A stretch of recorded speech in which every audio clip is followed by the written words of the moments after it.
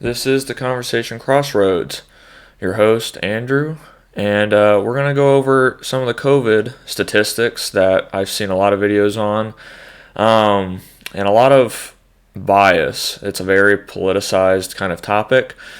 If you're not familiar with what we do here, I'm going to go over the actual data. We're going to look into it and try and cut through the spin that both political sides try to put on it. And at the end of the day, I'll give you my opinion and let you choose for yourself which camp or what path you want to go down after you have the facts. But yeah, we're going to start off with the actual CDC data that just came out. It's been a hot topic lately, and both sides are trying to spin it to the direction that they want it to.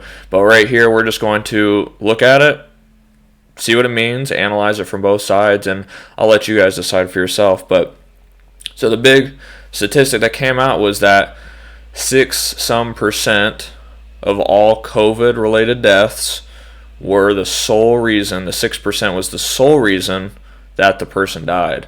And that's the point of controversy, is every other 94%, some people that died from COVID had 1 to 2 to 3 comorbidities in their death certificate. And so I've actually seen a lot of tweets from, let's say, the Democratic side. I've seen a lot of tweets lately that say 182,000 deaths from COVID, other points, Trump's America.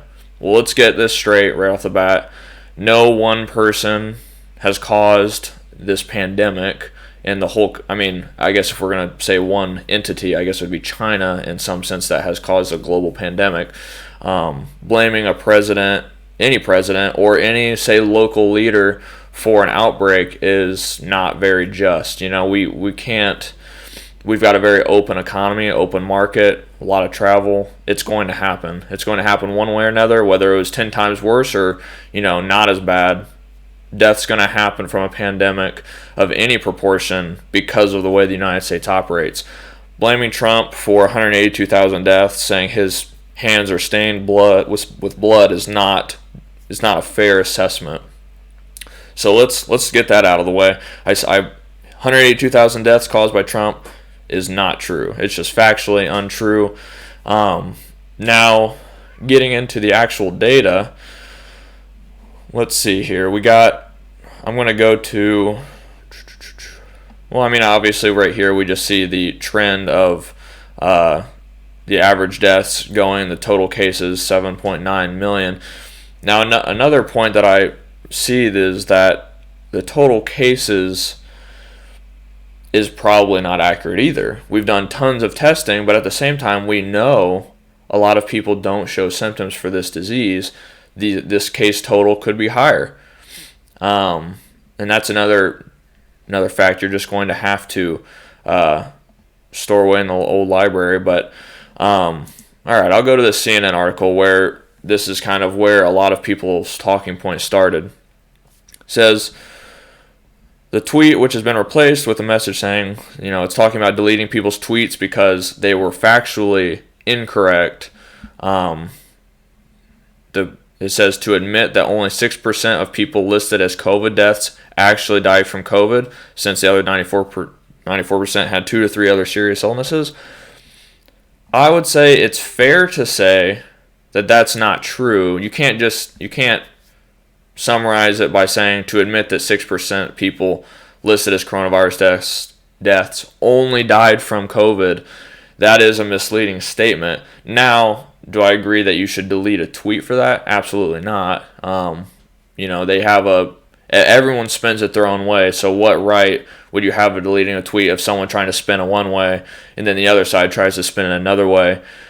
You're deleting one, not deleting the other. Both are putting spin on it. I don't think that's fair. Shouldn't delete this. This isn't inciting violence, which is, they always claim that this is a misinformation that incites harm to people or whatever. That's the reason they give to take down the tweet, and that's not fair. Both sides put spin on it for their own political agenda.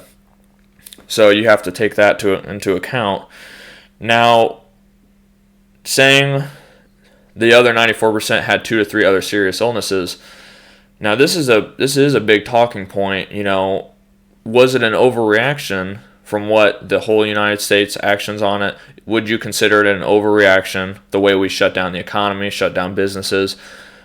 In retrospect, yes, it is, but you also have to take into account 3-4 months ago from now, we had no idea what was going to happen. We saw other countries like Italy where it was kind of devastating, or we thought it was devastating. You have to take into account our lack of knowledge at the time we made the decisions that we did. But at that time, we also were advocating for the 14 days, where 14 days to slow the spread, everything shuts down for 14 days. That 14 days has turned into 3 months. And, that is the point of politicizing this whole thing. You have one side that knows the longer this shutdown happens, the worse the country will look by the time of the election, and that's going to hurt a certain someone in the election. Now you have the other side who wanted to just trailblaze through this whole thing and wanted to, go on business as normal. And whereas I agree with that now at this point in time, it's unfair to say that you had the clairvoyance at the beginning of all of this to do that from the beginning, because no one did. Everyone was semi-fearful of what was going to happen. And so you have to take that into account. Now, getting into my opinion of the whole thing, I have a very blunt opinion when it comes to disease control. I've gone to banks and other places, and they extremely sanitize every surface. And I've always been against that. Keeping it clean from dust is one thing. Completely sanitizing a service should only be left to hospitals, surgical rooms, where it's going to put people at the most risk. The reasoning behind that, and that's obviously this is in retrospect of the pandemic. The reasoning behind that is we already know you're leaving some of the strongest bacteria, viruses alive, the 99.9% that you kill. Well, that 0.1% that survive are going to be some of the strongest viruses, and they're going to evolve to become stronger to later not be as effective when you do sanitize a surface. So just going to premise of evolution, survival of the fittest, we're making the strongest viruses survive so that they can later not be killed by sanitation and everything, which will then further hurt us. Now, vice versa, what are we doing to ourselves? Well, what we're doing to ourselves is by sanitizing everything, by wearing masks, by doing all that, we are inherently weakening our own immune systems. And what that's going to do in, say, 5 to 10 years, after our immune systems have been weakened, we just don't come into contact with as many diseases or viruses. We won't be prepared to fight for these new, stronger bacteria, viruses that come along. And what do you think that's going to happen to us? Well, we're going to see pandemics every year. We're going to see viruses every year that devastate us because no one has the immune system to hold up. And so we're going to be a larger and larger chunks of our own population are going to be devastated by these sort of diseases that pop up. So in my opinion, we kind of take nature's advice and survival of the fittest. If you have elderly, I'm not saying, just be completely cavalier about the whole thing and the elderly are still going out, people with conditions that would be at most risk. I'm not saying for them to go out and risk their lives. I'm saying if you have that, make sure to take care of yourself. If you have family that has that, make sure you take care of them, that they are well, because anyone with a compromised immune system, you're going to have to protect them in some way to make sure that they're safe. For everyone else, it's going to be survival of the fittest. If you get knocked down from a virus and your immune system isn't strong enough, there will always be statistics of people that die from that. From the normal flu, from common cold even, healthy people will get knocked down and die because of that. And that is a fact of life that we have to accept. To try and save every person from every cold or flu is just not, it really is not it's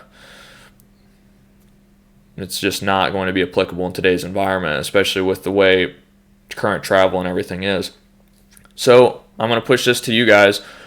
What do you guys think about all this? I mean, Put in the comments if you agree, disagree with these CDC statistics. I know, we've been still in my particular state, which is leaning one side more towards the freedom side. We still have things locked down. We still have to wear a mask and everything, or you get fined or whatever. I haven't actually heard of anyone getting a fine from it, but it's still devastating to a lot of local businesses, especially small businesses. I know a particular, person who had just started a restaurant and they're indefinitely closed.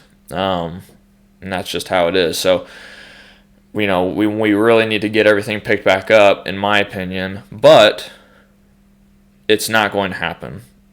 Politicized reasons, we have one side saying that the other side is dangerous because of this. Well, that just is going to immediately mean that half of not only that, but the media who tells everyone the news is going to tell half of our population it's dangerous to let up for COVID. It's dangerous to. So we're going to have inherently half the population, thinking that it's more dangerous than it is, because they just don't know the facts. They won't give them the facts. And that's why I'm doing this. That's why I'm trying to tell you guys that, we know now that this isn't any more dangerous than a normal flu season, normal cold season, but protect people that is vulnerable. That's the gist of it. So tell me what you guys think. Leave a like and subscribe if you like the content. I'm going to be coming out with a lot more stuff here soon. And let me know what you guys think. See ya.